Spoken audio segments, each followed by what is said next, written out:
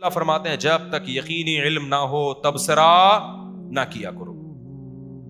آگے اللہ نے فرمایا وَلَا تَمْشِ فِي الْأَرْضِ مَرَحًا، زمین میں اکڑ کے مت چلو. زمین کے دادا بننے کی کوشش بولو نہ کرو، اکڑ کے مت چلا کرو. کیوں؟ اِنَّكَ لَن تَخْرِقَ الْأَرْضَ، زمین کو نہ تم اپنے پاؤں کی طاقت سے پھاڑ سکتے ہو اور نہ سینہ اتنا اونچا کر سکتے ہو کہ کیٹو کی پہاڑی سے اوپر جھانکنا شروع کر دو. تو جتنے ہو اتنے ہی رہو. تو یہ چند احکام تھے اللہ نے بیان کیے. اس کو کہتے ہیں اپنی اوقات میں رہو. اس پر میں اکثر ایک بات کہتا ہوں، جو زیادہ فنٹر بن رہا ہو نا اس سے کہیں تو بیت الخلا کس وقت جاتا ہے، وہ بتائے گا مغرب کے بعد جاتا ہوں یا صبح 8 بجے جاتا ہوں. تو بولے تیری اوقات کیا ہے؟ صبح 8 سے 8:30 ہے. اصل اوقات تیری کتنا بھی اکڑتا ہو نا، جب واش روم میں جا کے بیٹھتا ہے اور آگے میں ڈیلیٹ کر دیتا ہوں، اس وقت انسان کو اپنی اوقات سمجھ میں آ جاتی ہے کہ تو اصل میں ہے کیا. اس لیے ہم نے بزرگوں سے علماء سے سنا ہے کہ تکبر ہمیشہ پرلے درجے کا بے وقوف اور احمق کرتا ہے. ذرہ برابر بھی عقل ہونا انسان میں، وہ متکبر نہیں ہو سکتا. تکبر ہمیشہ کون لوگ کرتے ہیں؟ بے وقوف جو اپنی اوقات بھول جاتے ہیں. وہ یہ بھول جاتے ہیں غلیظ پانی سے اللہ نے پیدا کیا، ماں کے پیٹ سے باہر نکالا، بچپن میں کیسے ماں کے محتاج تھے، بات بات پہ روتے تھے، ذرا ذرا سی بات پہ چیختے تھے، چلاتے تھے، مائیں سہارا دیتی تھی. اس وقت دادا گیری تھی کیا؟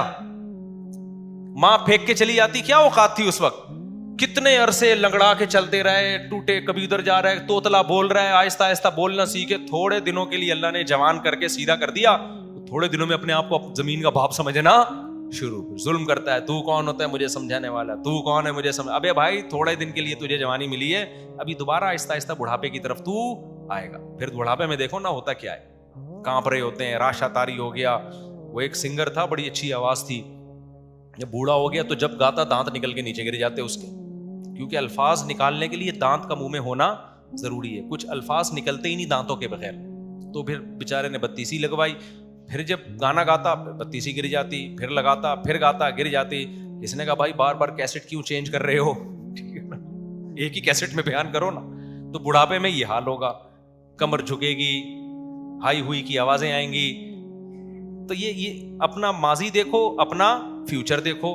اور حال بھی کیا ہے، ایک وائرس آ گیا کورونا کا یا کوئی اور بیماری آ گئی دھڑام سے ایسی کی تیسی، تو نہ حال تمہارا، ابھی تھوڑی سی جوانی ہے، تھوڑا سا کوئی وائرس آڑا ترچا چلا گیا بیڑا غرق. بخار ہو جاتا ہے، کیسے پڑ جاتے ہیں، چلا رہے ہوتے ہیں. ایک مچھر نے آ کے صبح صبح کاٹ لیا، ڈینگی مچھر نے، اس کی وجہ سے لمبے ہو گئے، پلیٹلیٹس گر گئے. بھیک مانگ رہا ہوتا ہے، یار کہیں سے سفید سیل مل جائے مجھے اللہ کا واسطہ.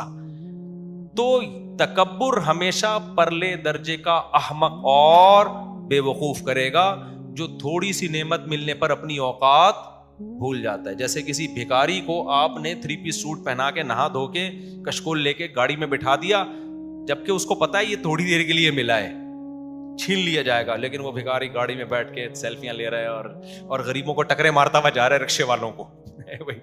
کوئی رکشے والا آ رہا ہے اس پہ چڑھا رہا ہے، ابے ہٹ بے غیرت، سڑک پہ چل رہا ہے، دیکھ نہیں رہا کون آ رہا ہے.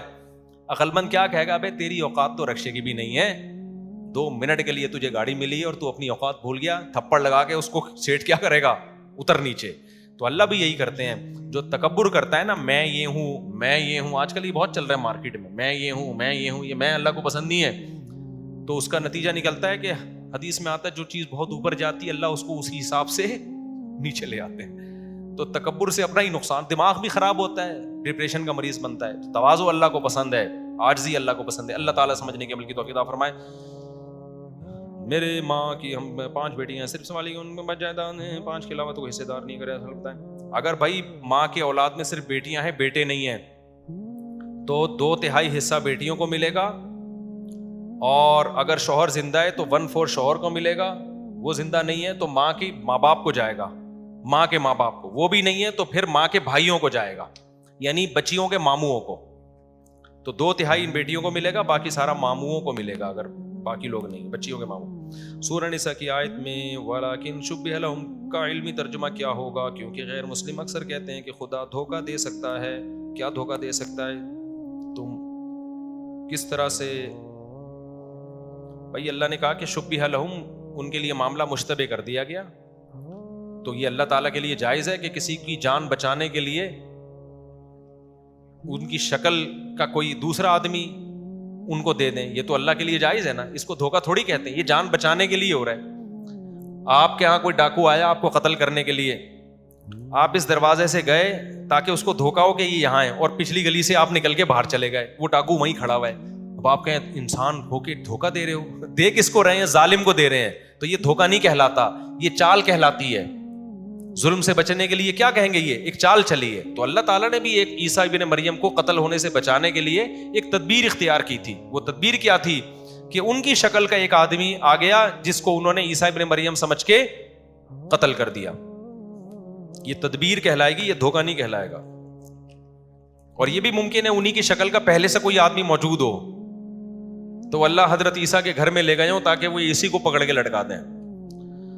میری خواہش ہے کہ میں اپنے بیٹے کو مدرسے میں داخلہ کراؤں, لیکن مدرسے کے بارے میں سمجھ میں نہیں آ رہا رہائشی کراؤں یا نہیں. اس کا میٹرک ہونے والا ہے. کچھ لوگوں نے منع کیا ہے کہ بچہ اداس ہو جاتا ہے گھر سے.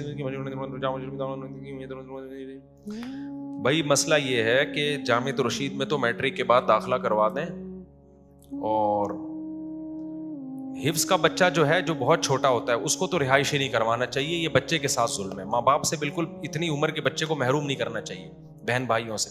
لیکن اگر بڑا ہو گیا ہے, سمجھدار ہو گیا ہے, جیسے ہم تو 18 سال کی عمر میں مدرسے میں آئے تھے, تو پھر ہم تو پورا ہفتہ مدرسے میں گزارتے تھے. اس وقت ہمیں ماں کی اس ممتا کی ضرورت تو اب بھی ہے. ماں کی ممتا تو ایسی چیز ہے, انسان کے بچے بڑے ہو جاتے ہیں اما نہیں بھولتا انسان, لیکن جو چھوٹے بچے کو جس طرح سے چاہیے نا ماں باپ, وہ ظاہر ہے بڑے ہو کر انسان مستغنی ہو جاتا ہے. تو اس وقت بھی ہمیں بڑی ٹینشن ہوتی تھی گھر سے دور رہنے کی. تو 18 سال سے جو چھوٹے بچے ہیں 15 سال کے, ان کے تو پورا ہفتہ وہ بہت زیادہ اذیت میں آ جاتے ہیں. تو جو بڑے بچے ہیں 18-19 کے, وہ تو مدرسوں میں رہ سکتے ہیں, لیکن مدرسوں میں بھی دیکھنا پڑے گا کون سے مدرسے ٹھیک ہیں کون سے غلط ہیں. میں نے بتایا نا, مدرسوں میں بھی بعض مدرسے نہیں ہوتے, کسی نے ویسے ہی اپنی دکانداری کے لیے 4 دیواری کھڑی کر کے بچوں کو رکھا ہوا ہوتا ہے, ان میں بچے پھر بگڑتے بھی ہیں. تو صرف اتنا کافی نہیں ہے کہ مدرسے کا لیبل لگاؤ, بلکہ حقیقت میں علماء صلحاء اس مدرسے کو چلا رہے ہوں, اطمینان ہو, تو وہاں کا ماحول جا کے دیکھیں. ورنہ پھر بچہ بگڑتا ہے مدرسے میں, اسکولوں میں بھی بگڑتا ہے, مدرسے میں بھی بگڑتا ہے. اس کا معیار یہ ہے کہ چلا کون رہا ہے. اگر اچھے لوگ چلا رہے ہیں مدرسہ تو ٹھیک ہے, اور اگر برے لوگ چلا رہے ہیں تو وہ مدرسہ نہیں ہے بلکہ وہ پیسہ کمانے کا ایک ذریعہ ہے. ایسا ہوتا ہے, اس پہ میں کئی بار بیان کر چکا ہوں. تو میرا خیال یہ کہ بچے کو شروع میں رہائشی نہ کروائیں, شروع میں صبح آنے جانے والا, جب 1-2 سال وہ مدرسے کے ماحول سے مانوس ہو جائے گا پھر رہائشی کروا دیں. قسم کا کفارہ کیا ہے؟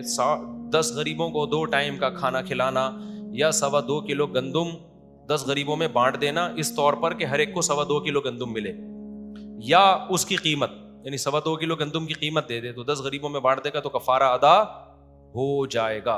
اور بعض علماء 2.25 کہتے ہیں, تو یہ بھی ٹھیک ہے.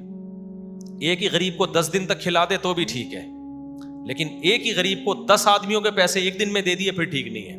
سمجھتے ہیں؟ ایک غریبی کو دینا تو 10 دنوں میں ڈیوائڈ کر کے دے. کھانا بھی کھلانا ہے ایک ہی غریب کو تو 10 دنوں میں ڈیوائڈ کر کے کھلائے.